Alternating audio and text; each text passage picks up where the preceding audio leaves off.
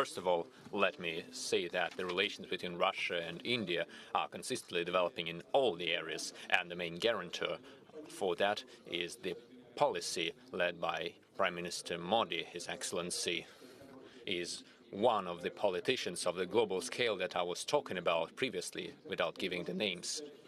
I cannot imagine His Excellency Modi getting intimidated or being forced to take any steps or actions that would go against the national interests of India and the people of India. And there is pressure against him, I am aware of that. We never talked to him about that. I can see that.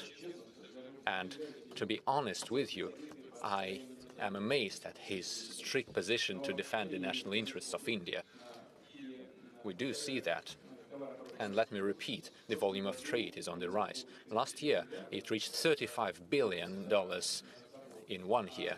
And in the first 6 months of this year, it already was $33.5 billion US. So the growth will be significant.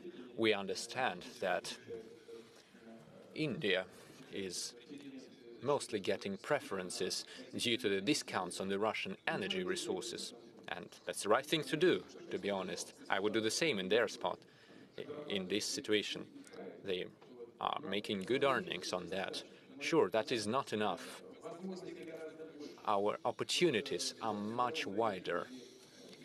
If we take a look at the global rates and the ratings of economy and the GDP by the purchasing power parity, India would rank 3rd in the world. Russia ranks 5th. To remind you, it goes China, United States, India, Japan, then Russia takes the 5th spot. These are the major global economies by the purchasing power parity of our GDP. Our volume of trade with China this year would reach $200 billion US. So it would be right to increase the trade with India as well. The question is, what exactly should we do? The first and most important step is to pay more attention to logistics. One of the projects that we're currently discussing with our guest, who has already come to Moscow, the President of Iran, Mr. Raisi, we will be talking about the North-South corridor, among other things. And India is a beneficiary of this project. India has a stake in these routes. The Northern Sea route also requires work. This is also another very promising area of logistics. There are also other routes that we could talk about.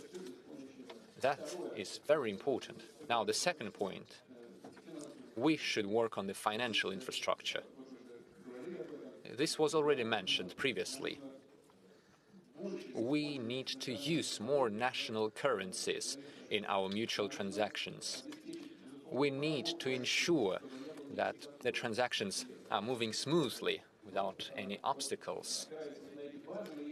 Using these foundations, we should also pay more attention to investment, to the flows of investment into specific projects and enterprises. We should increase the volume of our cooperation. There are plenty of areas to work on. These include pharmaceuticals, agriculture, industry. We have something to work on, and we will keep working. I'm sure it will work fine. Well, in 10 years, what makeup of participants will be in this room? The American, the Western European investors, will they come back?